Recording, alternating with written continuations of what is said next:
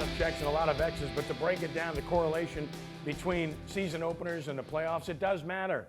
When the Saints win the opener, more often than not, they make the playoffs, and when they don't, more often than not, they don't make the playoffs. We'll have more on that coming up in our NFL segment.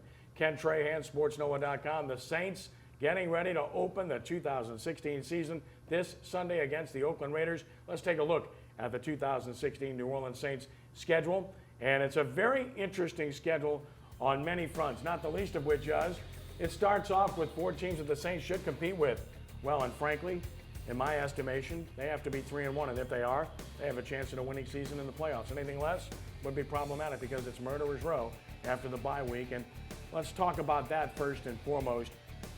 Ricky, when you look at this schedule, first of all, the bye week, as we look at the rest of the schedule, and murderer's row taking place, as I mentioned, and then the close, which is a little bit more of a schedule that you can navigate. It's really 3 sections. Easier in the beginning, unbelievably difficult in the middle, and probably average at the end. But first of all, let's talk about the bye week and the fact that you have a bye week in week 5. That's too early, isn't it? Well, I mean, Ken, they done had 4 preseason games, so then you'll have 4 more games. So that's 8 games, so they give them a bye week. But what you're saying is the Saints got an easy schedule on the first beginning. I think that, all the games are going to be tough. In the NFL, you don't have no easy schedule. I think that every game that they're facing this year is going to be a hard game for the Saints. Yeah, I didn't say easy. I said easier. It's easier in the beginning. It's much more difficult in the middle, and it's average at the end, just based on the raw numbers. The Saints play the 4th toughest schedule in the NFL based on wins and losses last year, Brian. And as you look at those 4 games, with all due respect, San Diego losing team last year, the Giants losing team, Atlanta started really good and then was terrible, and Oakland, average team at best. So if you don't get off to a good start, my point is you have no chance because after that bye week, it becomes very, very difficult. Kenny, I agree with you totally. 3-1 is a good number to get at going into the bye week. They have to be 3-1. 2-2 may not cut it. So that might give them a chance, but that the thing that last year showed me is that we sit there and we pencil W's on a 16-game schedule. Who would have thought that Tennessee would come in here and win? Those are the games that you have to win those games. In the last couple of years, keep this in mind, the Saints are 7-9 at home in the last 2 years. That ain't going to cut it. You've got to defend your home turf, and they got to do a better job. We used to take wins for granted at home because they were virtually unbeatable at home, but that's gone, Ricky. That's long gone. Well, I mean, you had the fan base, and they really pulled the guys through. And they're still there, and they're still trying to pull the guys through, but they're just waiting on the guys to come. Well, that's true, but I'll tell you what, on the flip side of that, Ricky, is the team has got to show some improvement, and that's imperative that they do it starting week 1 against the Raiders here. This is a team that made roster moves last week to try to improve themselves. They made a serious run at Josh Sitton, the Pro Bowl guard from Green Bay who got cut, cap casualty, but they didn't get him. The Bears got him. It tells you that they know that they're not good enough in certain spots going into the season. Andres Pete's going to start at left guard after being at 4 different spots. Tim Lolito is going to start at right guard, having not proven himself as an NFL player. And you worry about the health of Terron Armstead, Brian. Yeah, and I'll tell you what, the Raiders, this is a tough opener. I mean, it's, it could be Atlanta, it could be a division rival and stuff like that. But I tell you what, the Raiders are going to let them know real quick where they stand, especially along the offensive front. Yeah, and the Raiders are an improving team, Ricky. Absolutely. This is not a pushover. Well, they got a lot of young talent to it. I mean, and Jack Del Rio, he played here with us. He's a great defensive guy, and they got Ken Norton as a defense coordinator. So they really going to work on the defense, trying to get that better. And they got some great receivers that they done put there, a lot of speed, too. As we talk about the Saints offense, as we break that down first, we should mention that Jason LaCanfora, an NFL insider, is talking about Drew Brees negotiating with the Saints again and possibly trying to get a deal done after all, and that he's asking for 4 years at about $100 million. That would seem to be a little bit exorbitant for the Saints at this stage of his career, Rick. Well, I mean, is you looking for the future or you looking for now? I mean, Drew Brees, he's getting up there in age, and my thing is football moving to mobile football, I mean? You look at Cam Newton and the guys who can run and stuff, where Drew Brees is going to be at every week. So, but he's a great quarterback. Yeah, I agree with you. I think we all agree. I think that they shouldn't extend him. I think they should play it out and just see what happens. Okay. I think they should extend him, but certainly not by 4 years and $100 million.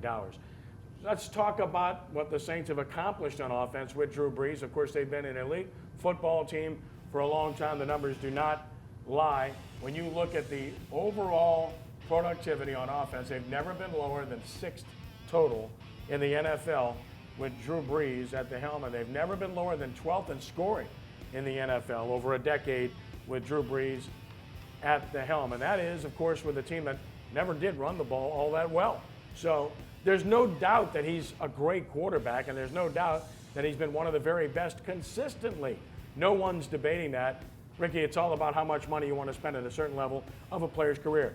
You went through that when you were in New Orleans. Yeah, but I mean, Ken, you know, as the receivers and stuff, I mean, the offensive line, do we have the whole package around him? We know Drew a great quarterback. We know he can pass the ball very well. But do we have the tools around him to work with to get back to the Super Bowl? Now, if you ain't trying to win the Super Bowl, you ain't really playing football. So that's the whole key to it, you know, trying to win the Super Bowl. Well, we've seen the last couple of seasons where there is so much pressure on the offense, and I agree with you guys. Drew is a Hall of Fame quarterback. Their offense is prolific, but it's not enough to get them to where they want to go, and that's to get a second Lombardi trophy. They need more pieces around them, and their defense has got to get better. Well, that's a good transition because we'll talk about defense now. We all agree that offensive line's their biggest concern on offense, and that depth, perhaps, at wide receiver is a concern. Defensively, what are the biggest concerns? Well, Ricky, I'll start with you because you're a defensive guy. Where do you see the Saints having the biggest concern? Well, it's still the secondary, you know what I mean? That really ain't changed yet. You know, you got Bro, he's going to be a good man-to-man coverage, you know, as long as he stay healthy. When you see that he's been hurt a lot lately. But the safety spot, you know what I mean, the strong safety and the free safety, I mean, that's still up in there. And the other corner on the other side, I mean, Kenny Lewis gone now, so they're trying to play other people at that position. But I think that you're going to come out, you're going to attack the defensive secondary when you play the Saints. And then the running game. I mean, you know, a lot of these teams building their teams where they can run the ball. So the Saints going to have a lot of problems, you know, in the running game. So they got to tighten the screws up. And I'll move up to the front. I'll say that they need to pick up their pass pressure. They've got Cam Jordan on one side. They've got Paul Kruger now that hopefully he's going to help them on the other side. But they have got to put a consistent rush on the quarterback. Ricky, and you know better than anybody, that will help them on the back end of their defense if you put consistent pressure.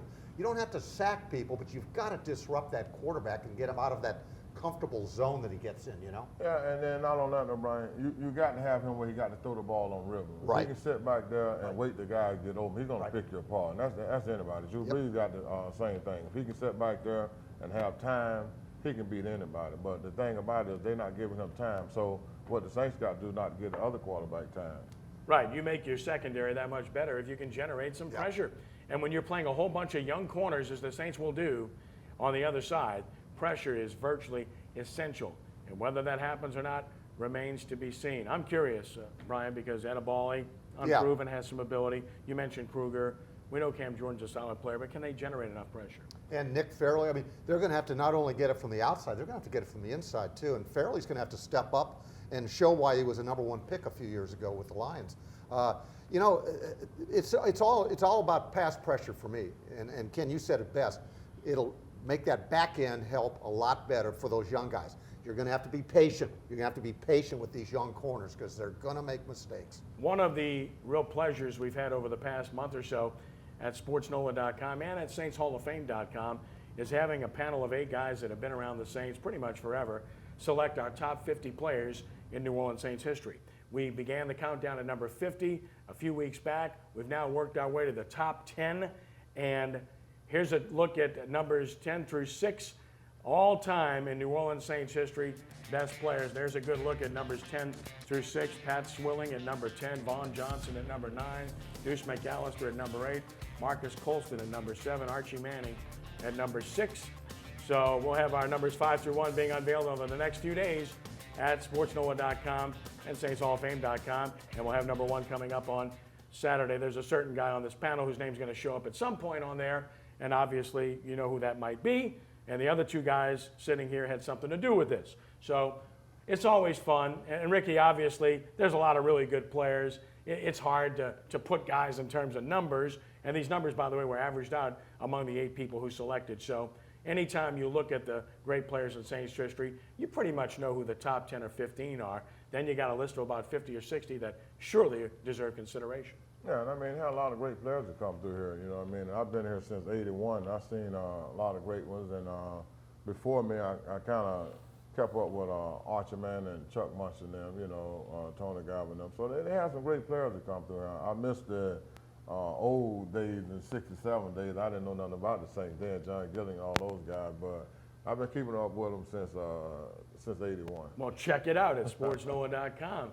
And you'll find out. It's been fun, Brian. It sure has been. I'll tell you what, you know, Kenny, people on our side of the table always throw around the word great, but he and I will attest, you were and still are a great man. And we appreciate that. Just one, having the ability to have covered you for as many years as we did, and to see you get into the Hall of Fame, which you so richly deserved. We appreciate just being around you. And I appreciate y'all too, man. And they're doing the thing on the Dawn Patrol now, and they're giving those guys more publicity, because some of those guys, you know, you're looking for them to get in. Pat Vaughn, Sam, them. You're hoping that those guys come in with you, and you know Drew Brees going in. So the Saints gonna have some players going in. Martin Anderson going in. So we got a lot of great players that, you know, And looking forward to going in. wait till you come back to see the newly renovated Saints Hall of Fame Museum and see the Dome Patrol wall that we have now. I think you're going to enjoy it, my friend. I really do. And we want to remind you about Premier Kia of Kenner. Whether you're a web surfer, old school radio fan, or TV junkie, you've likely heard of the new Kia lineup. From dramatic facelifts to the addition of convenience features to enhance performance and safety, there is a Kia model to suit every personality. So what are you waiting for? Make plans to stop by Premier Kia of Kenner, the #1 dealer in South Louisiana, 2012 Veterans Boulevard. Visit PremierKia.com. Back to talk NFL in a moment on Sports NOLA TV.